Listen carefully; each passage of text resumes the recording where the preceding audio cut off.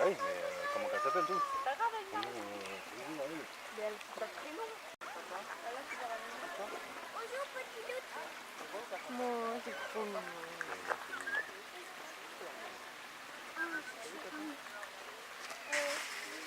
Moi.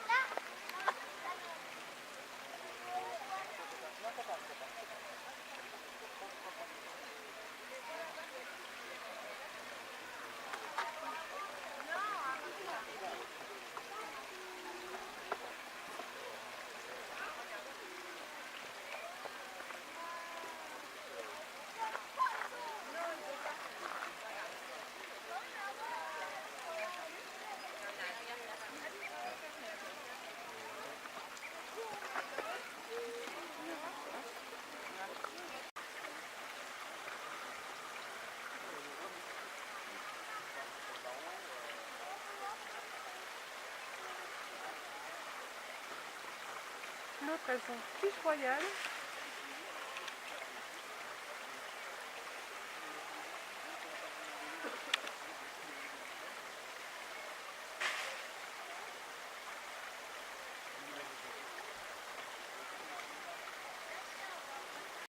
Ça a des rangs.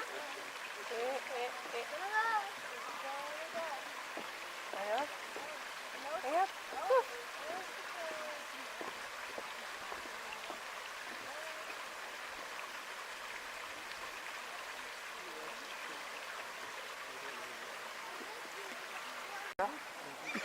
De la bouffe, ils vont les trouver tout de suite. Faut mieux qu'on reste là. Mais ils vont voir l'autre. On va aller voir, il y a vous à côté.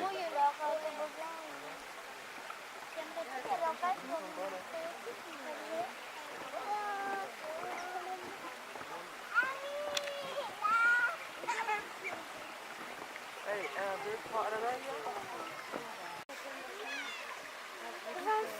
Non, ils sont pas sur le Oui, mais ça. Et là, c'est bien cher les papillons. Ça y est. On va là. Allez hop. Et retourne. Sautez, allez, vous sautez. Mais comment vous faites alors? T'as mal dormi, hein?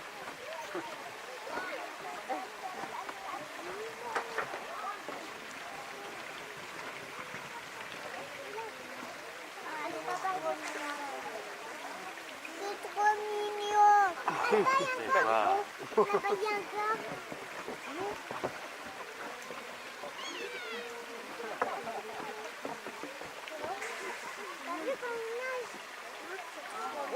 Oui, bah tiens, la GoPro. Arrête pas de faire ça. On va vous les rapprocher un petit peu.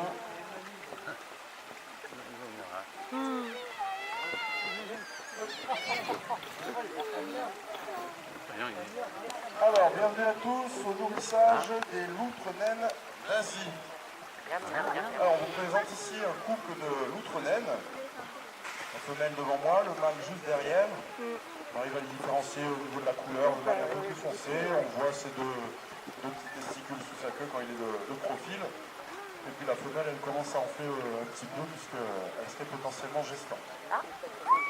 Alors, on vous présente ici un couple de loutres naines asiatiques. Les loutres naines, ce sont les plus petites loutres qui existent au monde. Il y en a une douzaine d'espèces réparties sur pratiquement tous les continents, en Asie, en Europe, en Amérique du Sud et en Amérique du Nord. Donc celles-là, on va les trouver principalement dans le sud-est de l'Asie, dans des pays comme la Thaïlande, le Cambodge, le Laos, l'Inde ou encore le Népal. Alors je vous disais, c'était la plus petite espèce de loutre. C'est aussi la moins aquatique. Vous prenez une espèce comme la loutre géante de l'Amazonie par exemple. Elle, c'est la plus grande de toutes les espèces de loutres qui existent. Elle va faire à peu près 1,50 m, voire même jusqu'à 1,80 m de long. 2 mètres pour les plus grands individus qui ont été recensés. Donc là, pour vous donner un élément de comparaison, celle-là fait à peu près une soixantaine de centimètres, 70 pour les plus grandes. Donc ce sont des animaux beaucoup plus massifs. Pour ceux que ça intéresserait, il y a un parc à côté d'Angers, Bouet-la-Fontaine, qui en présente un groupe, pour les curieux qui souhaiteraient aller en observer. Et qui n'ont pas forcément les sous pour aller jusqu'en Amazonie. Donc des loutres, il y en a des espèces qui vivent en eau douce, comme celle-ci. Il y a aussi la loutre marine, la loutre de mer qui est très connue aussi, une espèce de grosse boule de poils qu'on va trouver principalement dans le nord-est de l'Amérique du Nord, en Alaska, sur la côte est du Canada, ouest du Canada. Donc ça c'est une loutre qui va vivre principalement dans la mer et qui va se nourrir principalement de coquillages. Donc très différente de celle qu'on a devant nous. Alors pour revenir un petit peu à celle-ci, le couple qu'on vous présente, c'est à peu près ça en fait qu'on va retrouver en milieu naturel, à savoir un couple dominant qui va établir un territoire au bord d'une rivière. Ce sont des animaux qu'on va trouver principalement sur les cours d'eau, on ne les trouve pas trop dans les mares, dans les zones d'eau stagnantes.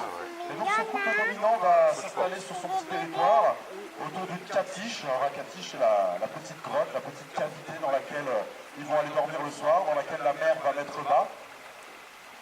Nous, la catiche ici, c'est le petit trou qui se trouve juste là, au bout du tronc d'arbre. D'accord, il y a une espèce de petit bâtiment, un petit algéco qui a été retravaillé, reconverti en bâtiment de nuit pour nos loutres. Donc ce couple de loutres, il va pas vivre tout seul, il va vivre avec ses jeunes, donc les jeunes de l'année, plus les jeunes des années précédentes. Ça peut monter jusqu'à une dizaine d'individus à peu près dans un groupe, en fait, en comptant tous les jeunes. Les jeunes, ils vont partir vers l'âge de 2 ans, 3 ans à peu près pour aller former leur propre groupe. Et en fait, ils vont apprendre à s'occuper des bébés en regardant leurs parents faire avec les jeunes loutrons de l'année. D'accord? Donc pour une portée, c'est à peu près entre 2 et 6 loutrons à chaque fois. Alors, cette petite loutre, comme je vous le disais, on va la trouver en eau douce. Il faut savoir que la loutre asiatique, c'est la moins aquatique de toutes les loutres. D'accord? Elle va passer aussi beaucoup de temps sur terre. Vous avez peut-être vu, là, avant que j'arrive, à se frotter par terre, à se frotter contre les rochers, à se prélasser au soleil. C'est un animal qui est très à l'aise sur la terre ferme aussi.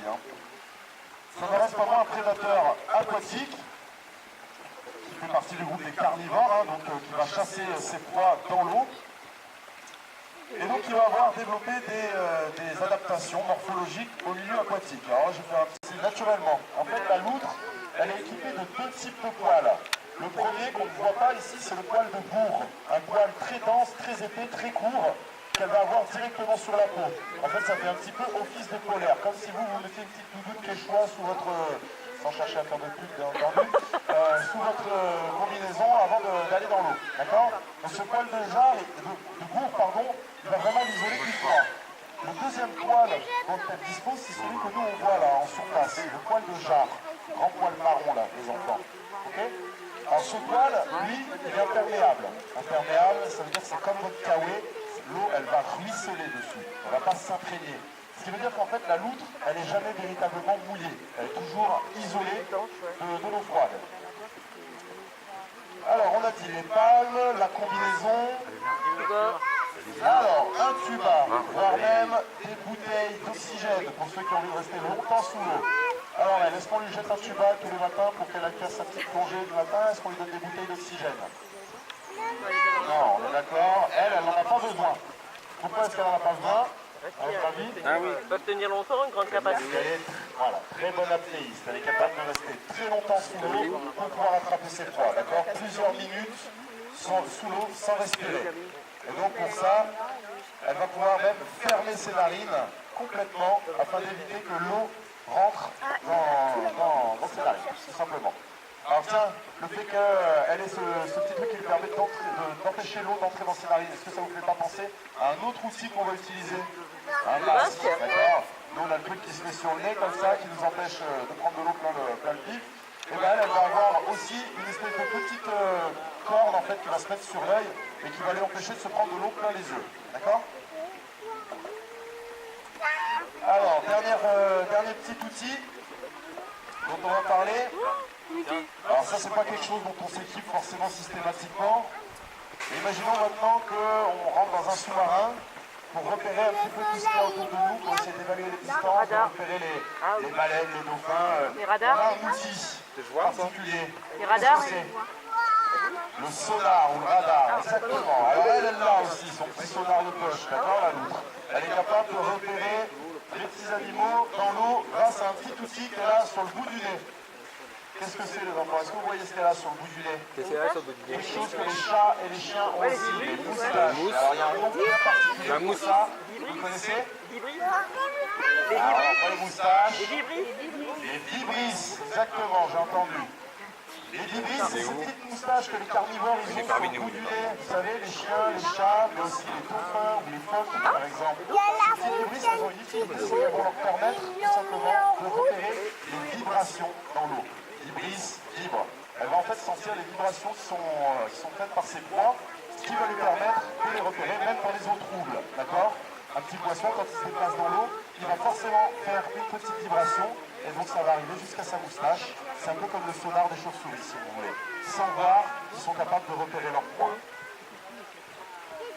Alors, il y avait un petit poisson d'eau de mer là dans ce qu'on lui a filé. Pas trop eu l'air d'aimer. Alors, je vous disais du coup qu'elle avait toutes ces adaptations au milieu aquatique. Ça va lui servir à quelque chose. Ça va lui servir à chasser. D'accord? Comme je vous le disais en début d'animation, c'est une grande chasseuse. Elle passe complètement dans l'eau pour attraper des proies. Et donc, à votre avis, dans la nature, c'est quoi ces proies? Qu'est-ce qu'elle va consommer? Déjà, quand vous voyez ce que je viens de lui donner, je pense que vous avez une petite idée. Du poisson.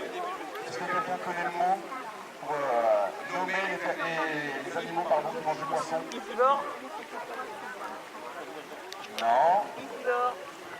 J'ai entendu, c'est le mot piscivore. Bien joué. Piscivore qui mange du poisson. Essayez de retenir ça les enfants, ça pourra vous servir pour d'autres animations si jamais des collègues demandent. Alors, pas les crabes, mais on commence à s'en rapprocher. Les crustacés. Les crustacés comme les écrevisses par exemple, ça aussi ça fait partie de son régime alimentaire. Donc c'est d'ailleurs une proie dont elle est très friande, la loutre. Donc on a dit des poissons, des écrevisses. Alors les crevettes dans les rivières on n'en trouve pas trop, pareil pour les coquillages. C'est plus les loutres marines, ça qui vont en consommer. Et grenouilles, voilà exactement. Tout ce qui est batracien, amphibien d'eau douce, ça va y passer, d'accord? Ça passe à la casserole. La loutre, c'est une opportuniste. Tout ce qui passe sous ses crocs, c'est bon à prendre, d'accord? Elle va cracher sur rien. Tout ce qui peut lui permettre de gagner de l'énergie, elle va